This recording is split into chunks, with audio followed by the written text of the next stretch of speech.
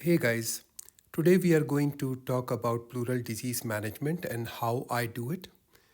I it has been about 20 years since I did my first thoracentesis and chest tubes, and we have been doing about 200 to 300 cases per year for a long time now. The reason to do this presentation is to give you all the knowledge that I have gained in the last 20 years of practice.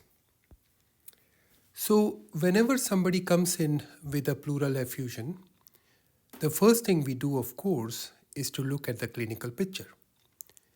And if somebody comes in, for example, with bilateral leg swelling, a BNP of 3000, ejection fraction known 35%, bilateral pleural effusions, right sided a little bit more than the left, then you don't have to do anything. You already have a diagnosis. You are strongly suspecting a transudate.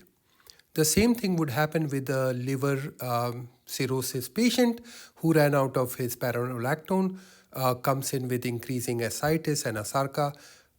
You don't have to do anything invasive in these cases. You treat the cause.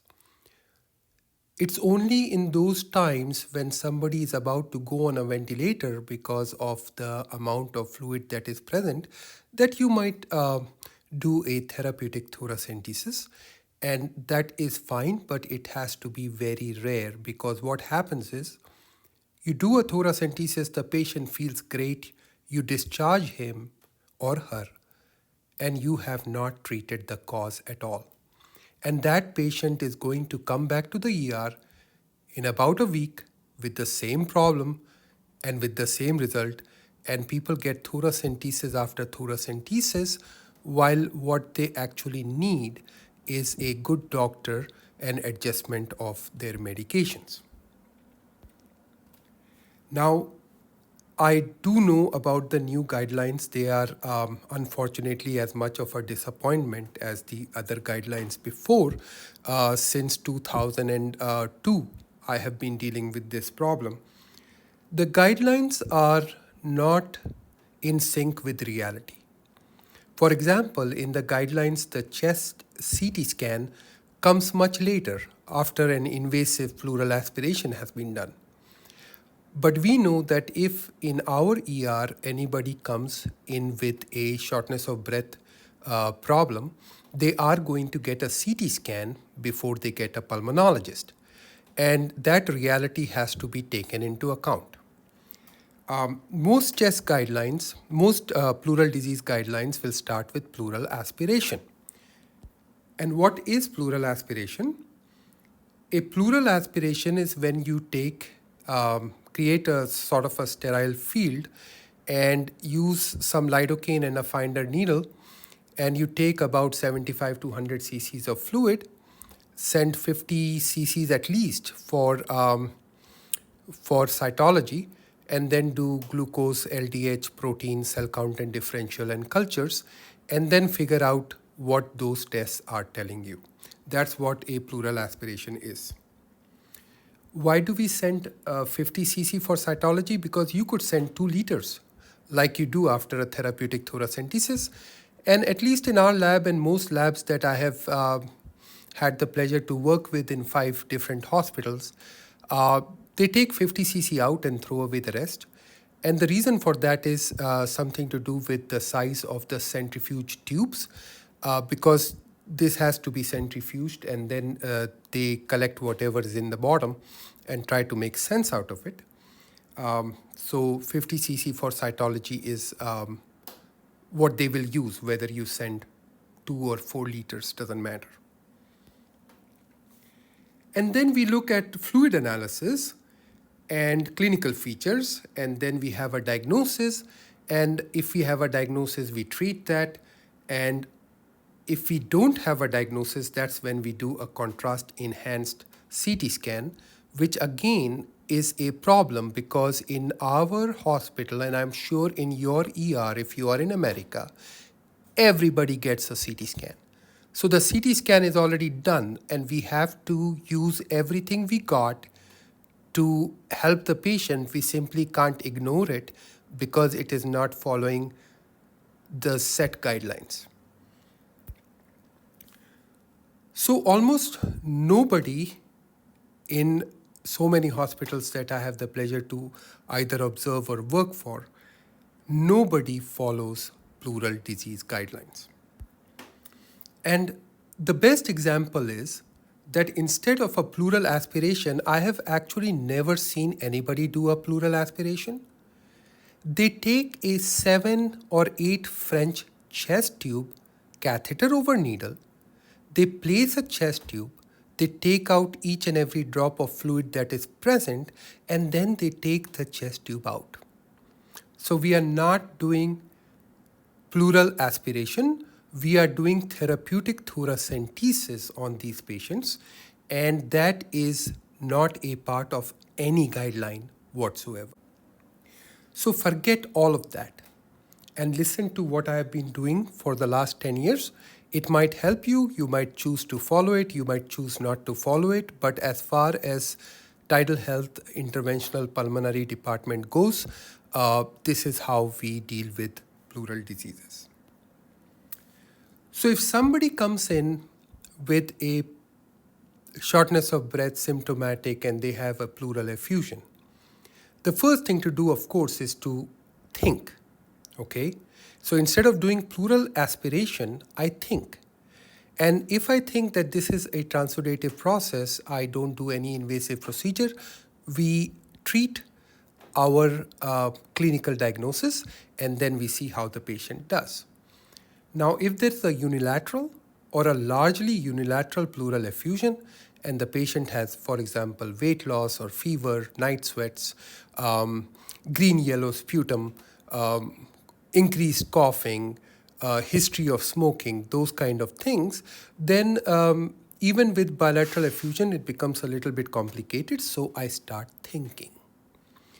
And if I think that this might be malignancy or a non-infectious exudate, I straight away go for Pleurex, I send the sample for testing, and I discharge the patient home, and the rest of the treatment and follow-up is done in the interventional pulmonology clinic.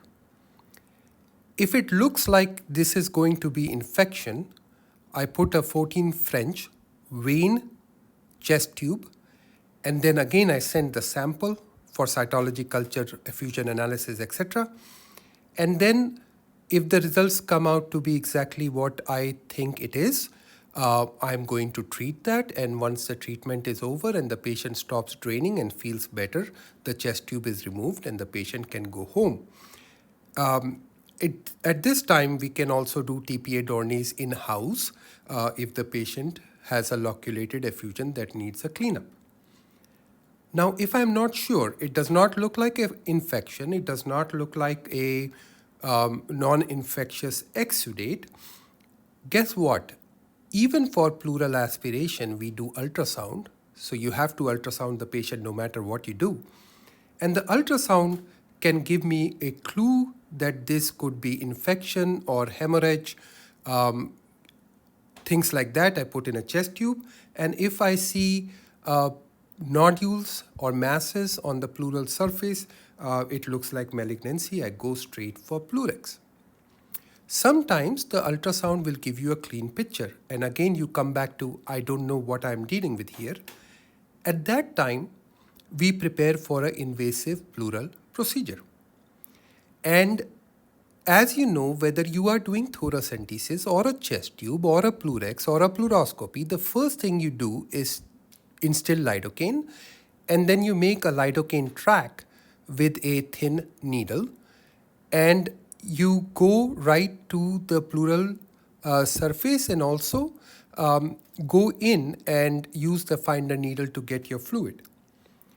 And if that fluid looks brown and dirty or looks like frank pus, I say this is most likely infection, and I go with my 14 French vein chest tube. That's why I have a cart which has all these things inside it so that I can make instant decisions. And if the finder needle gives you something sanguinous, red, maroon, for example. You think that looks like a non-infectious exudate, of course. You go in with the Plurex and go from there. And only if it is clear yellow fluid that thoracentesis comes to my mind.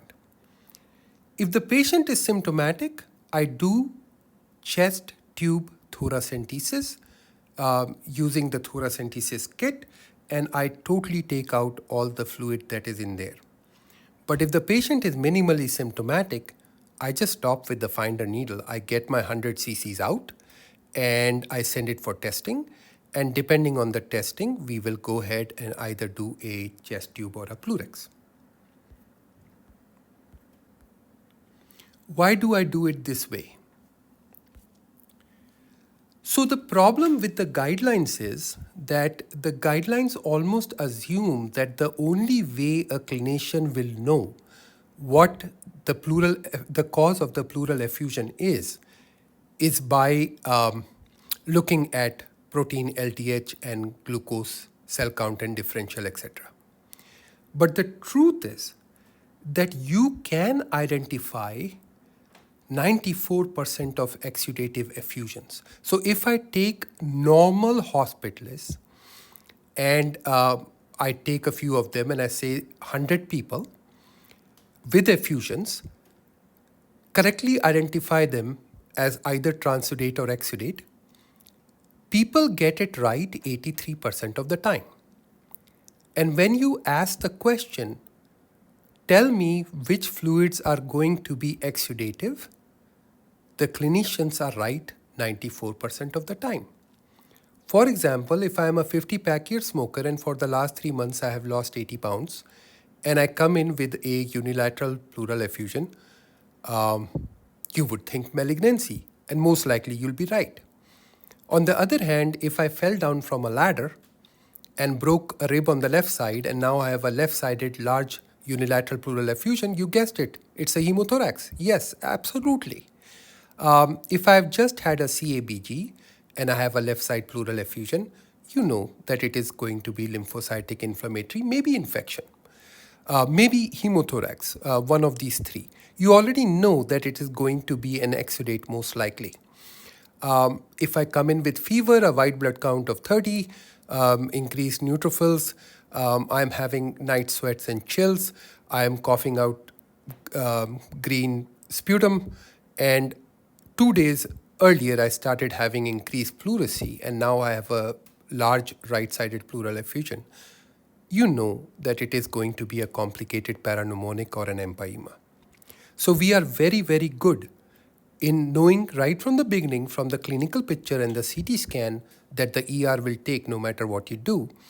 And your ultrasound findings, you will be able to tell right at the beginning what that fluid, most likely what is the cause of that fluid.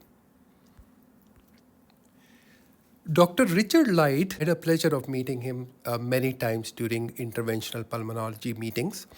And the first time I met him, he looked me in the eye and basically said that I did not invent the Light's criteria to be used ad hoc on everybody.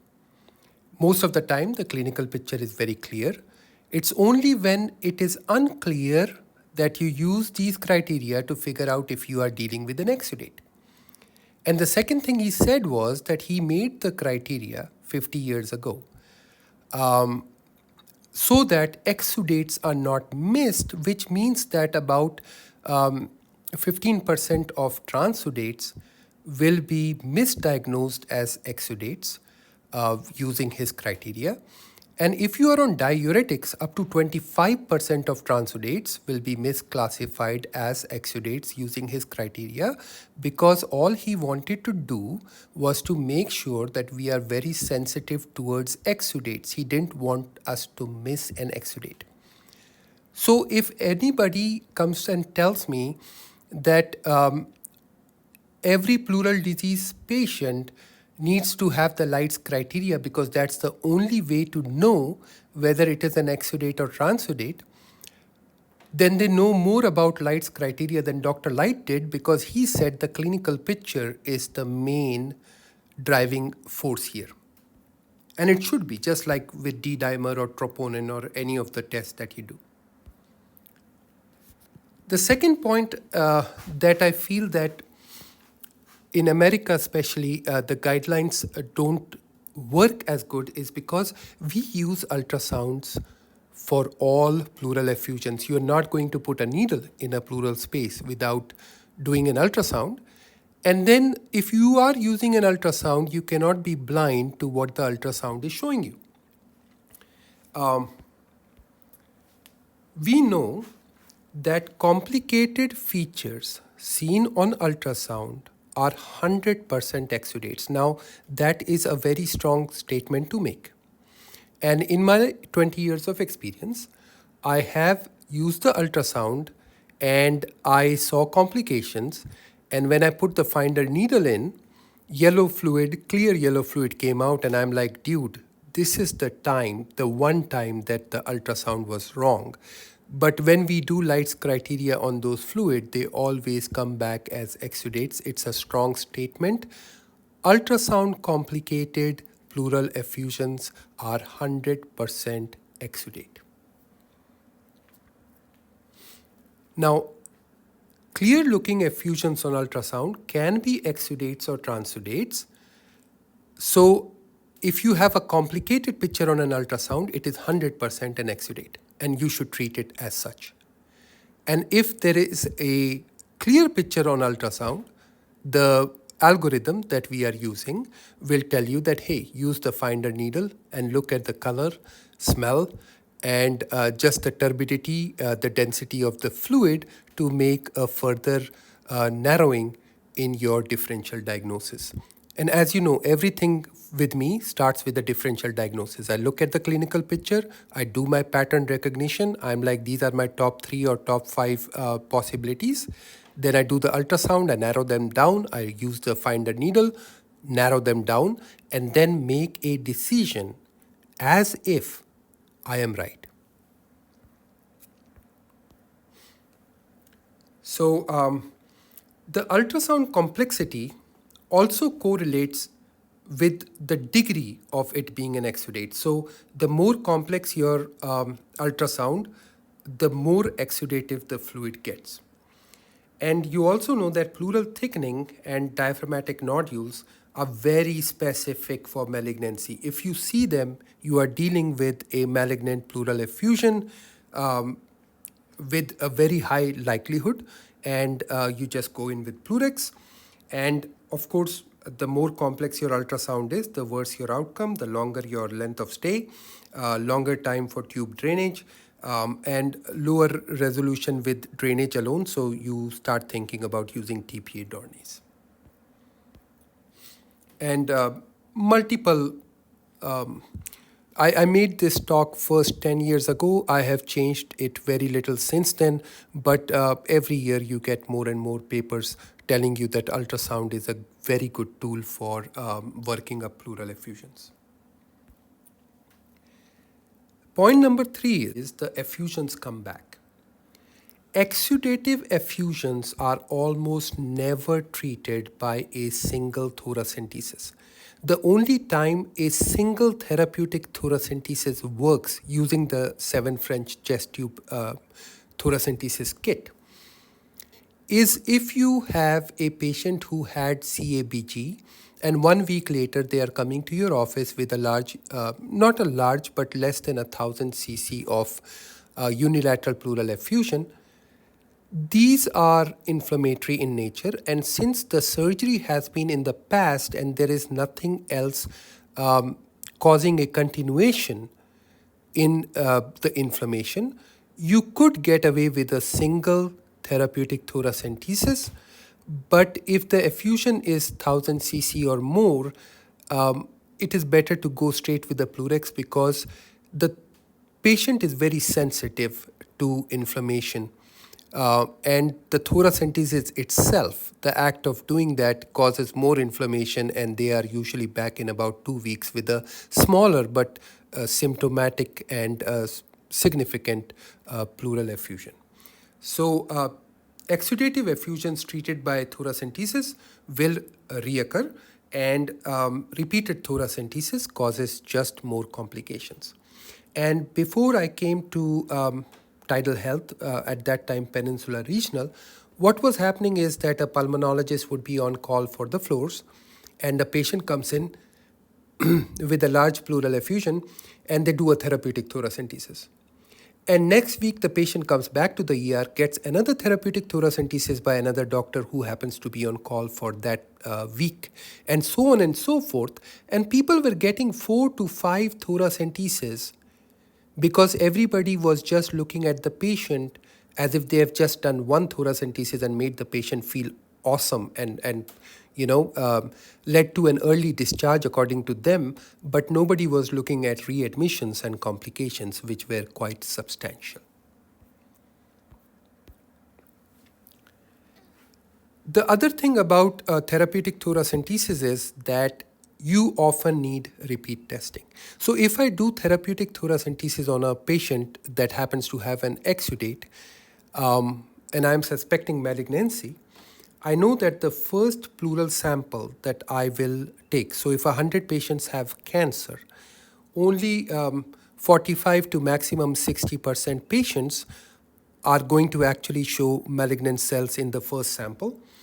And in the second sample, you can get maybe about 15% additional yield, but the yield of pleural fluid for malignancy never exceeds 70 to maximum 80%, depending on the population and the hospital and where the paper comes from.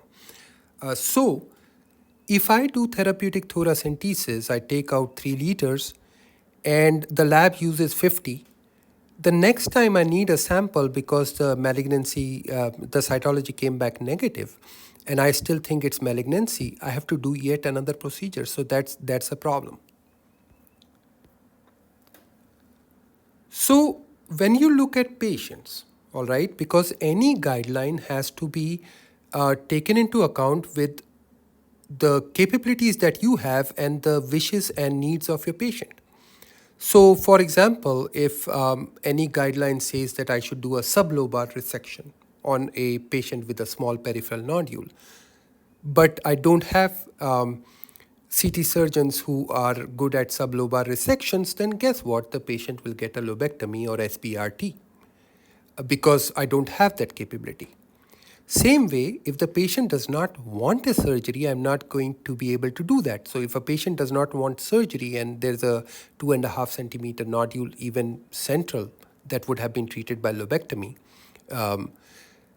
if it is stage 1 or 2, then what do? You do SBRT. So the guidelines always have to be modified patient to patient depending on your capability and the patient needs. And in these 20 years of doing pleural disease and about 30 years of being in medicine, I know that given a choice between using a pill or an invasive procedure, like should I treat you with medicine? I think I can treat you with medicine, or should I give you a needle? Most patients would like to avoid a needle. Simple. Given a choice, if you ask the patient, hey, I can treat this with 1 procedure or I can do 5. Most people will say, I would rather do 1. And if you tell a patient, I can treat you at home or I can treat you in the hospital, most patients will say, treat me at home. If hospitalization is unavoidable and you say, hey, I can treat you in 3 days or 7, most people would want to stay in the hospital for 3 days and not 7, and so on and so forth. And nobody would like to be readmitted for the same condition. So if I have a left pleural effusion, you treat me, I'm hospitalized for 3 days, and then next week I'm back again, I would be pissed. By first asking for a needle aspiration of the pleura in all cases, that, oh, you can only know what the pleural effusion is if you do Light's criteria and a therapeutic aspiration, that is wrong. And not only that, if everybody is going to get a needle aspiration, and then depending on the needle aspiration results, they are going to get the next procedure, you automatically are subjecting your patients to more than 1 procedure. And that is my major problem with the guideline. So let's take a few case examples, okay? So 69-year-old lady, progressive dyspnea for 2 months, and now she's significantly short of breath. Uh, when we got this case, the patient already had admission orders, and they were asking for a thoracentesis. WBC count was normal, CAM8 was normal, BNP was 14, TSH was normal. I do believe that she did not have any renal or liver disease indications, and very remote history of smoking 20 pack year. And review of system, no fever, nothing, no leg swelling, nothing like that, just shortness of breath. And chest ultrasound showed an uncomplicated space. So go with my algorithm. It's a unilateral effusion, so I think. And it did not look like infection. It did not look like a transudate. She had no falls. It did not look like a hemothorax or anything like that. And with her age and her presentation, I was like, most likely I'm going to put $1 that this is a malignancy or a non-infectious exudate. And so we did a Plurex. We went straight to Plurex. That's what we did in the ER. And patient was sent home within 5 hours. The first test itself came positive with adenocarcinoma, and therefore, with one procedure being treated at home with drainage 2 to 3 times a week, depending on how much you are putting out, the patient spent 5 hours in our hospital using this algorithm, and we went straight for the definitive treatment. Why am I so Plurex happy? It's because whether you have a trapped lung or not, whether you have malignancy or other non-infectious exudate, it is one and done. You put in a chest tube, you send them home, you treat them like that. And for example, this has never happened, but let's say I put in a Plurex because I thought it was malignancy, and lo and behold, it came out to be infection. And within an hour or two, your pleural fluid results come back. There is an attachment that you attach the Plurex to a chest tube drain, and the Plurex is a chest tube. Like a chest tube, it's a tube that goes into the pleural space through the ribs and the skin.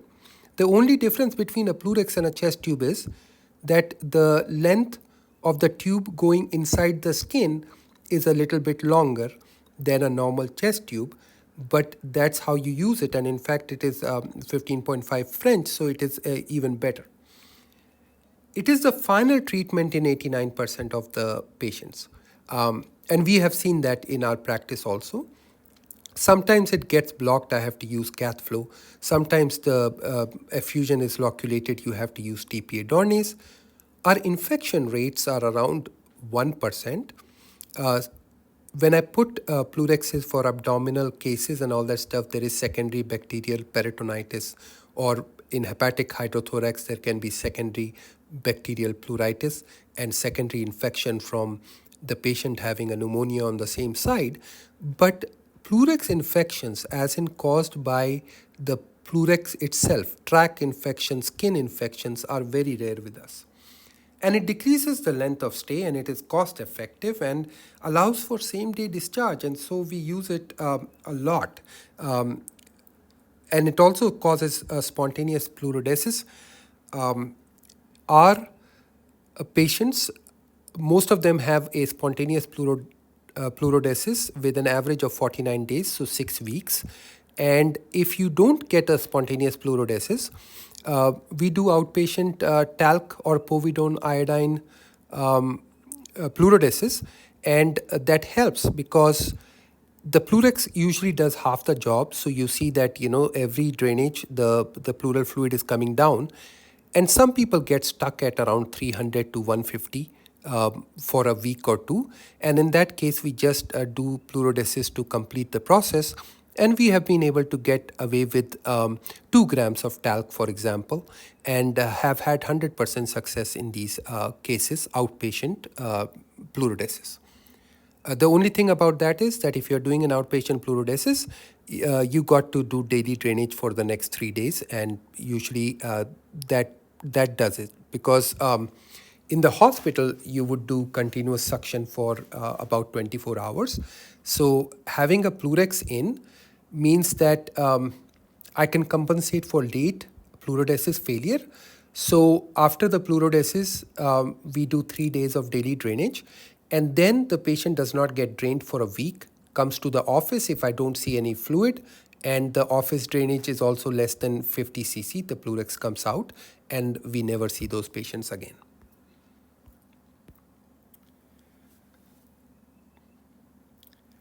We don't do pleurodesis early on like they do in Harvard, for example, uh, because of the fact that we have seen that early pleurodesis at the time that you are placing a Plurex, the patients have a lot of fluid. I think that interferes. And the second thing is that if the pleurodesis is successful around the opening of the Plurex holes, then you get a loculated complication where the Plurex is not draining, but there are bigger pockets of fluid in the places where the Plurex holes are not directly present. And by letting the Plurex do half the job, and in some cases, like I said, in a majority of cases, the patients just undergo a self-pleurodesis because of the inflammation that the presence of the Plurex produces in that space. In an already exudate fluid, you don't need pleurodesis. In about 49 days, most of them get self-pleurodesis. It's only when we use Plurex for medically refractory transudate effusions that we have to use pleurodesis in about 6 weeks. Case number 2. So this 75-year-old lady 6 weeks ago started having progressive shortness of breath and dyspnea and exertion, and for the last 4 days she had fever and cough. PCP had given her oral antibiotics, made her feel better but not completely. She had a history of smoking 40 years ago, ovarian cancer 18 years ago, and there was a left-sided effusion on the chest X-ray. No CT scan for this one. We did ultrasound and it showed loculations. So again, a unilateral effusion. So I thought, like, what can this be? And for me, this looks like infection, so we put a 14 French chest tube. Fluid was pink with debris, and it was obviously a exudate with a LDH of 1,345, neutrophils of 91%. Length of stay was 2 days. The patient stopped draining in 2 days. The chest tube came out. We sent her home with augmentin. Cultures usually don't grow anything in these cases, but you have to cover for anaerobes, and the patient did well. So why go chest tube heavy? If I'm thinking infection, why go straight to chest tube and not do pleural aspiration? Is because I like to work smart and not hard. It is also called innovative laziness. I'm innovative lazy. A chest tube, suppose I think it's infection and it turns out to be not infection, I have the ability to send multiple samples. If next day I think, oh my God, I should have checked for ADA and tuberculosis and this, that, and the other, the chest tube is still present for me to do those testing.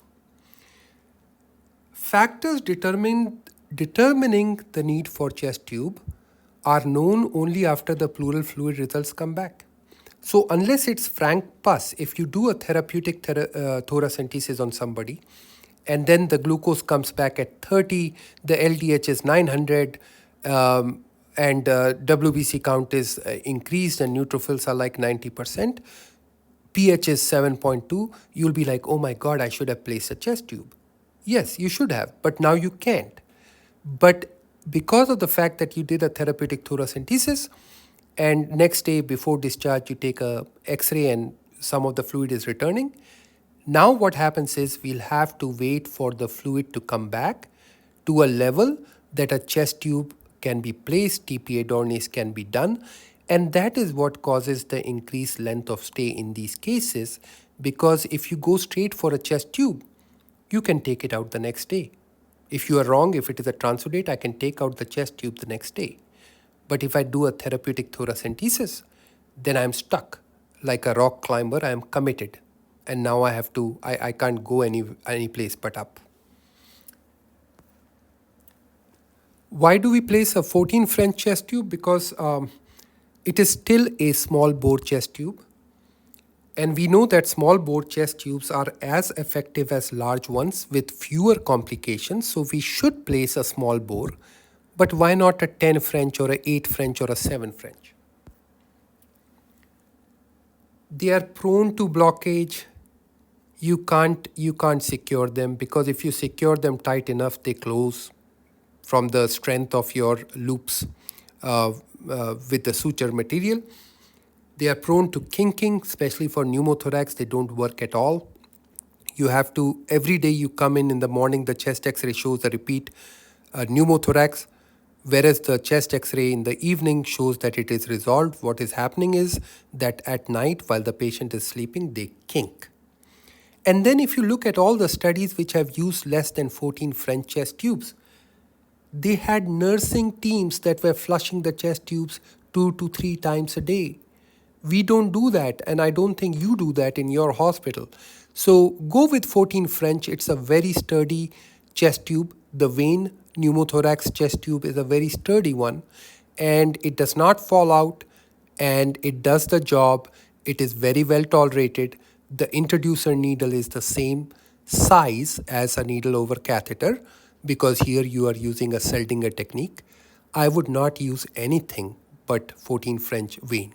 It has a stopcock that makes it different from Thalquic. And with that stopcock, you can do flushing, do pleural lavage, you can do TPA Dornay's. The smaller tubes, I can't do a pleurodesis from. So it really, really restricts what we can do. So we should not have those small chest tubes if possible in the hospital. And we know that TPA Dornay's, we use a low protocol here. We use 2.5 of Dornay's and 6 of TPA, because they come in 2 milligram vials. So you use 6 so that you don't waste that. And we leave it for 3 hours, and it works just as well as using 5 and 5 with less cost. If the patient does not respond with the first treatment, and we do treatment only once a day, not twice a day, for 3 to 6 days, most of the patients require 1 or 2 treatments, and some require 3. I haven't had to do more than 3 in many, many years, more than a decade actually. If the first dose does not do an effective job, then we do 6 milligrams of TPA and 5 milligrams of Dornay's the next day. And we never do more than 3 treatments, because you don't really need that. There is a post-treatment effect. That means that if I get 80% resolution in my loculated effusion, and then the patient comes back 6 weeks later to see me, the CT scan shows more resolution than what you would expect. And that is from the post-treatment effect of these medications. So if anybody insists that no, I'm going to follow the guideline, I'm going to do a pleural aspiration, but instead of a pleural aspiration, they actually end up doing a therapeutic thoracentesis using a chest tube, I have always told the practitioners, do a prolonged thoracentesis. Do a thoracentesis with a 14 French vein catheter and leave it overnight. We can always take it out the next day. Case number 3. 66-year-old man, short of breath, never smoker, came in with anasarca, but echocardiogram was normal, BNP was only 19. It's pretty sensitive test, and this is not an overweight patient. Normal LFT, normal BMP, normal WBC, normal TSH. In 1979, had a car accident with a spinal injury, and he has a history of lymphedema. came in with weakness, multiple falls on the left side, hemoglobin hematocrit was normal. So this is complicated because you'll be like, okay, this patient always falls on the left side. Maybe I'm dealing with a hemothorax. Does not look infectious. He's 66-year-old, but does not really look malignant. And if you look at the X-ray, despite having a significant effusion, there is hardly any mediastinal shift. So this was a very complicated case. I could not understand what is happening. So again, unilateral or largely unilateral pleural effusion, the first thing I do is think. And it does not look like infection. And I was like, I'm not sure, but it could be malignancy given his age. So this is a non-infectious exudate is what I was thinking. So that is treated like malignancy. So if it looks like malignancy or a non-infectious exudate, I go in with a Pleurex. But in this case, there was a feeling that I really don't know what is going on. So I pulled out the big gun. And here we said that since we are going to do a Pleurex anyways, and for a Pleurex I do have to make a small cut. Why don't I do one thing before I put the Pleurex in? Let me take my pleuroscope and as an outpatient, this is done without any tubes with a little bit of propofol and some fentanyl. And the patient is awake, they can respond to you, and you do not use any double lumen tube or whatever. We went in, we saw these white plaques on the pleural surface, did a biopsy, put in a Pleurex. Patient went home next day, so length of stay was 2 days, and the pathology came back as adenocarcinoma from the GI tract. And we know that if you have a undiagnosed exudative pleural effusion, so you have the clinical picture, and according to the clinical picture, you directly go for a definitive procedure, a single definitive procedure. And if the exudate remains undiagnosed, a lot of these will come out to be mesothelioma or cancer later. So you do have to follow them up with CT scan, this, that, and the other. But when I am in doubt, when I'm doing my Pleurex, I do a pleuroscopy, and the diagnostic sensitivity of that is 92.6%. Thousands of people have undergone pleuroscopy in the endoscopy suite in different hospitals. None of them have died, and the complications are actually very low because it is just like doing a chest tube, except that you are putting a camera in instead of a chest tube.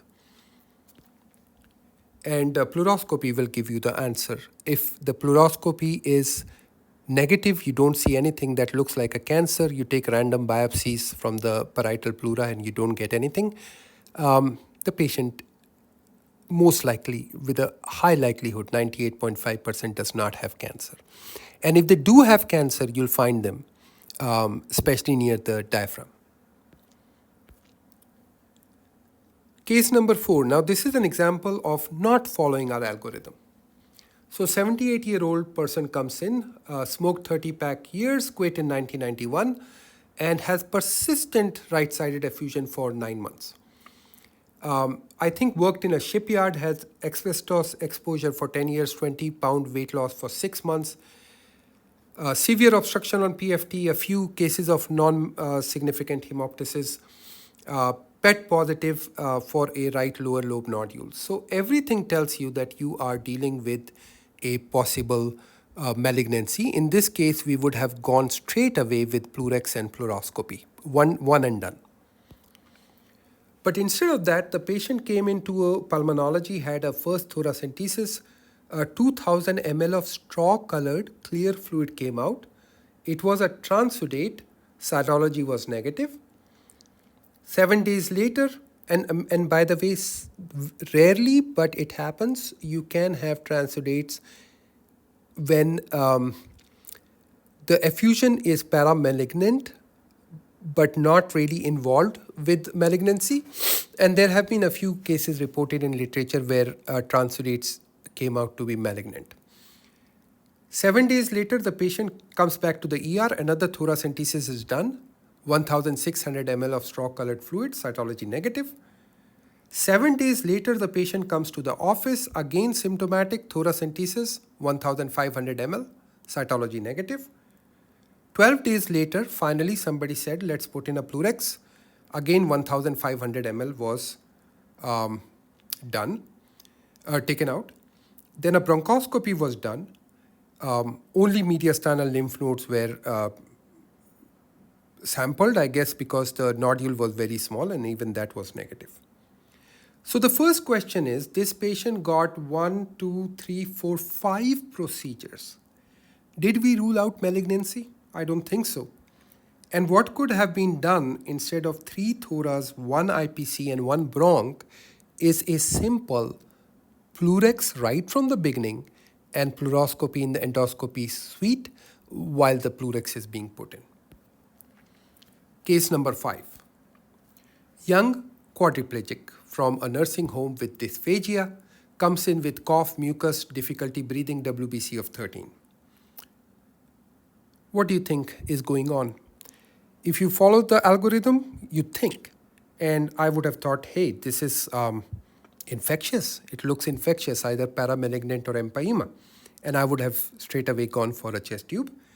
In fact, a ultrasound was done, and the ultrasound is clearly showing a plankton site there, usually seen with hemothorax, with infection, empyema, and sometimes with malignancy.